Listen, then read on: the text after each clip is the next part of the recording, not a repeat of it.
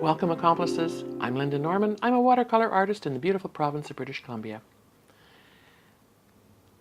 If you're like me, your credit card is always at the ready when you're trying to buy new art supplies. But I found probably a more a safer use for it, and that's as a tool in my studio. Today I've come up with a piece of 300-pound Arches paper. It was on a larger sheet. I've torn it because I love that decal edge. And I just have been thinking a lot about how much fun it is to apply pigment straight from the tube with a credit card or a plastic edge card or a palette knife straight to the surface. And it's beautiful on paper as well as canvas. So I thought today we would try it on the 300-pound rather than the 140-pound paper. Just to see what would happen. It's a lovely rough surface. Things are going to move and mingle. I'm going to use a hake brush, and this is, I think, a 2-inch one. Holds a ton of water. And if I'm doing a larger one, I will even use brushes that I purchase at the hardware store. Things brush you would use for painting your house siding or something, just to get that coverage. This is not something I need to be absolutely precise. I like to get water on the surface. Now this is puddling and falling off. I'll drain some of it off the side in a moment. I want enough water on the surface for the paints to move around, but I'm going to leave a bit of a few little dry areas, because when I'm spreading the pigment on with the plastic card, the edge of it, where there's no water, the pigment will sort of scuffle across the surface of the paper, because I'm not going to press too hard, and it will give a beautiful, beautiful texture. And if I decide I want to move it around afterwards, I can always add more water with a spray bottle or with a brush, dripping it on. So often I will even just do a little bit of that, just to get that randomness. The amount of water, I like it, is important, I think, to have it varied a little bit, so you get that that motion happening in different areas and different places. So today I'm going to use Payne's Gray. I'm really into the limited palettes these days, so I want to use a Payne's Gray, and I should have, maybe I won't. I have to get another tube. Nope, this one's not going to come out. Fine. Let's use Sodalite Genuine. I know this is going to be beautiful. And I put a little bit on my palette to the side. It doesn't matter what you use.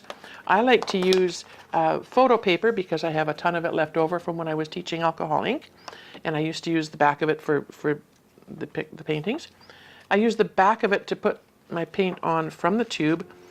I wouldn't put it on the front part, the shiny part, because there's an emulsion on there and it will wet and become sticky and add to your paint. And maybe there's a use for that. I'll have to try that out one day. But for now, I don't think I want to do that.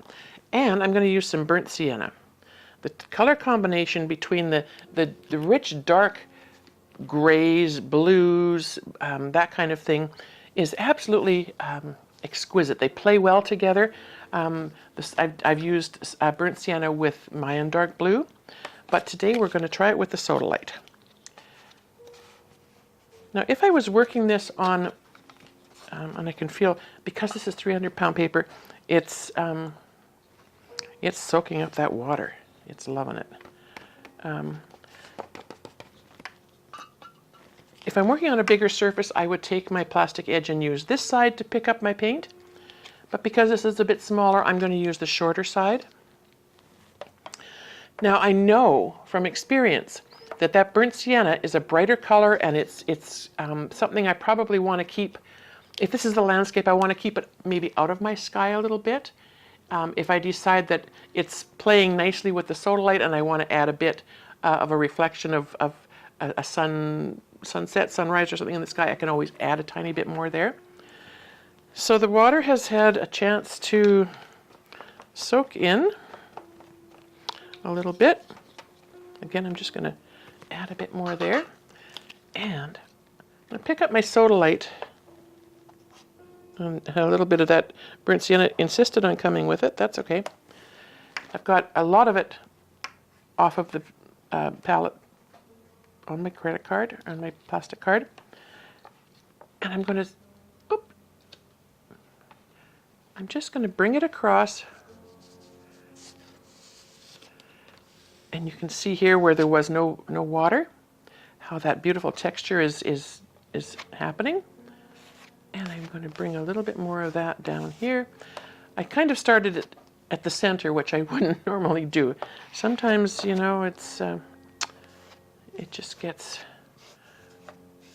I get so excited, I just get started on things and don't always remember to do the things I should be remembering to do. So this is I think quite lovely the way it's moving across. I can spread it. I can see mountains forming. I love that. I can push up with my credit card and create some jagged surfaces. This is flowing up into the sky a little bit more. This might want to have a little bit more texture. I can always, if I wanted to, add more pigment to that little palette. But I think for now, I'm kind of okay with what we've got here. I'm just going to push that up a tiny bit and let the water play. Now I can see where I have a little dot there, and I don't really want to have a dot right in the middle of my sky. So I'm going to leave that out of there. I'll take that out. Oops. And then now with the bottom part, and I can see where the bottom is drying quite a bit. You know, it's kind of like, you know, keeping your head on a swivel. You've got to keep your eyes open, see where your paint is moving, see where the water is drying, make sure things are happening. Now this part is what I absolutely love, this, where the paint is not touching any water, so it's got that sort of granular organic look. I'm going to pick up a little bit of the burnt sienna, and we'll just bring that down. Pick up a little more on this side, and perhaps just a little, whoops, just a little more. Don't really want a line there. You want to be careful when you're touching your credit card to your paper. Here I was a little hard-handed, heavy-handed, and I've left a line there, and I'm not thrilled about that. So I'm going to take a little bit more pigment and just bring that down. So having said all of that, I do think I want to put a little bit more of the Sodalite in. So I'm just going to add a little bit more to my makeshift palette. Pick that up, and my page is fairly wet here, so I can sort of blend a little bit of the blue through, tying that burnt sienna together with some of the others. I love that there's a darker color at the bottom here. I can add a bit more up here, I think, now. Now that it's softening out, I like it to, you know, to be a bit more on the dark side. And just ever so lightly, you don't want to be pushing the pigment into the surface of the paper. You want to lay it on the top and let the water move it with the way it will. Now, very often with these landscapes, I create a lake area, and so this is going to allow me to do that. So as I mentioned, when you have your pigment on, you can spray water and let things run.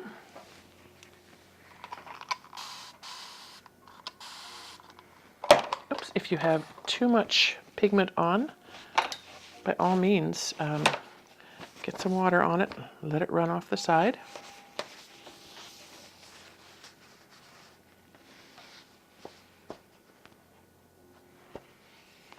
And as with a regular painting, you can use your damp paper towel lightly, ever so lightly, And just pull a little bit away and leave some of the darker pigment there as well to do its magic.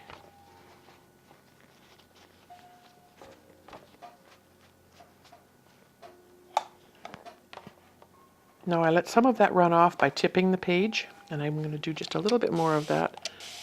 I just think that burnt sienna, as I say, for me is a bit strong, and I don't want quite as much there. So I'm just going to let that run off naturally.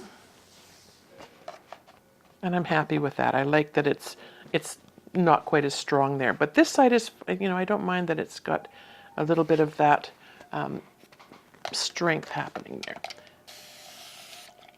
Now, if I was to spray and just leave it, because the paper is buckling, but rather than tip it and let it run, I'm just letting the water and the spray move it around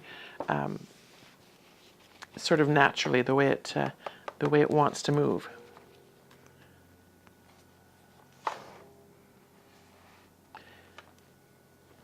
I mean, we could always take a brush and just use up what's on the paper there.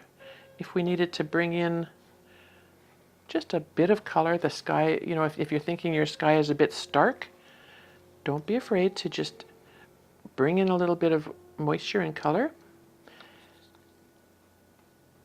And if we tip our page up this way,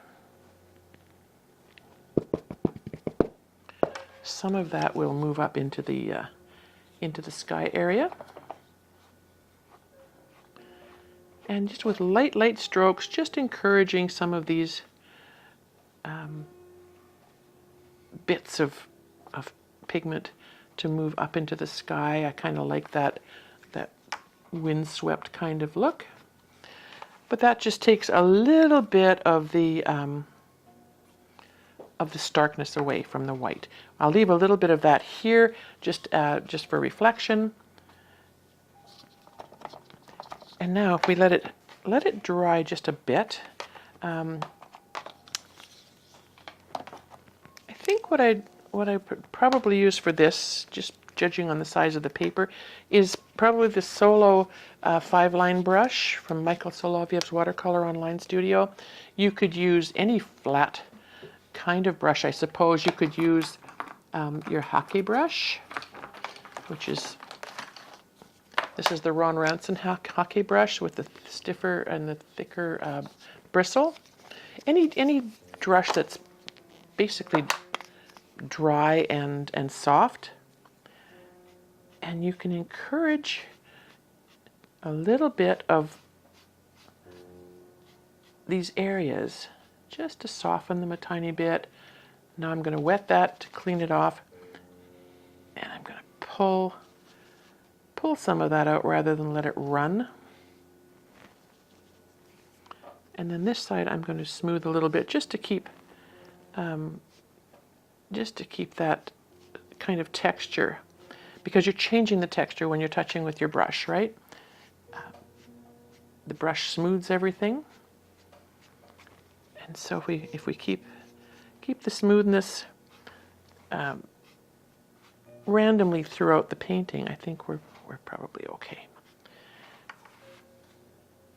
Now I love that this is sort of looks like a little hillside coming down. I think this eventually will be possibly the shoreline of a little lake. And I'm just barely touching the surface with my hockey brush, just to encourage some of that color to come through, just to get a bit of a flow and a bit of a sense of direction in the painting. Some of these colors are pretty intense, and I don't mind tapping out just a little bit. Tapping out some of the pigment gives you, I don't know, just a different level of shadow and depth. And then the paper is still rather damp, but I think what I'm going to do is just give you an example. You've seen, I think, before probably where I've gone in and just with a thirsty brush, wet the brush, dab off the excess water, because at this point I want to be pulling away a bit of the pigment. I don't want to be adding more water to the surface. And because the paper is still rather damp, if we add water, things are just going to puff and pool and flow where they will, which is great in some instances. Right now, probably not what we want to see happen. So I'm creating a horizon line, or not a horizon line, but a shoreline. And the tendency for most people is to want to make curved lines to make that shoreline look interesting and that there's different levels. The trick is to keep the lines absolutely straight and horizontal, but keep them short and use them at different levels to create that sense of depth. So rather than a big long line, you can see here where this line's long and it's not quite as effective. So if I just jog this back slightly, it gives a bit of interest to that. And you don't have to make a line all the way across. You can jog and miss some spaces. For example, here we'll leave a little bit of that to the imagination perhaps. And let's just go back in over here and see if we can pick up that shoreline a little bit. We'll take it back into this color, and then this will become the front of the shoreline. And again, we're just going to indicate the odd little place. And we'll go back over here and do the same. We'll just indicate. Oh, too much water. That was not. So some of your colors will lift easier than others. And this is a process or part of the painting that you can do even after your painting is completely dried. You'll just have to, judge the level of water on your brush accordingly, so that you get that lift happening the way you want it to. Okay, so we have this.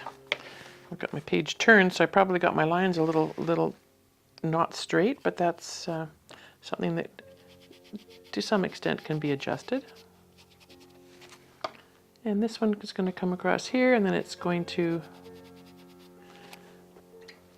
resume, I think, over here. This almost looks like a little bit of, a couple of trees perhaps there. This could be a little island jutting out.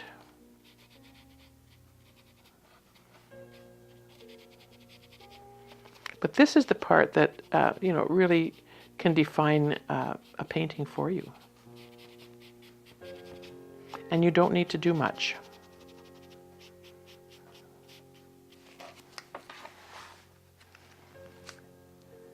Okay. So it works quite nicely on paper. The 300-pound paper is a dream to work with. The amount of water that I put on here was incredible, and it's barely buckled. And if I was to have taped it down, I think we probably wouldn't have had any of that happening, but I wanted to make sure I had access to be able to move it around if I wanted to. This is, to me, just so incredibly beautiful. The Sodalite has granulated nicely and formed its own little ecosystems all along. You can do amazing things with allowing the paper and the pigment and the water to create for you. Then you can step in, take a little bit away, add a little bit where you think you need to, and you have a little abstract landscape. I love that every little part of this has something interesting to see. This little piece in the corner here is diffused and is so soft and luscious, and it almost looks like velvet in that corner. And then here you have this almost volcanic rock-looking formation, that comes down, and then we have this little bit here that could be a patch of snow, a reflection, could be any kind of thing. What I will do now is, before I take it any further, I would take a photo, go have a cup of tea, sit down, and maybe half an hour later open the photos and take a look at it and see exactly where I might want to adjust a tiny bit. More than likely, not a lot, like the smallest little bits. This, as I should mention too, is a one and done process.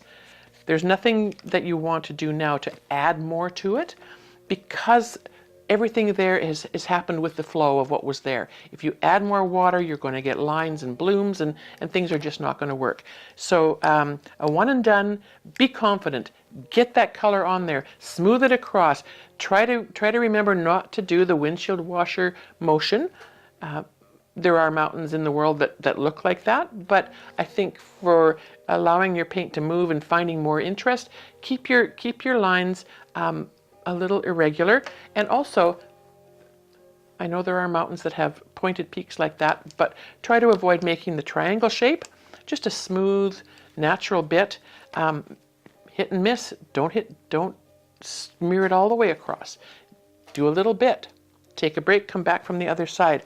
Try not to start in the middle with your credit card, because you likely will leave a line that you're not going to be pleased with. And keep the pressure very light. What you're doing is just introducing pigment to the water on the surface of your paper and to the surface of the dry paper, just to skiff across the top. Once you've laid that pigment on there, slowly and gently, without forcing it into the paper, and actually when you're pressing hard, you're moving that moisture around too, and manipulating that, sometimes in ways that aren't going to work out well.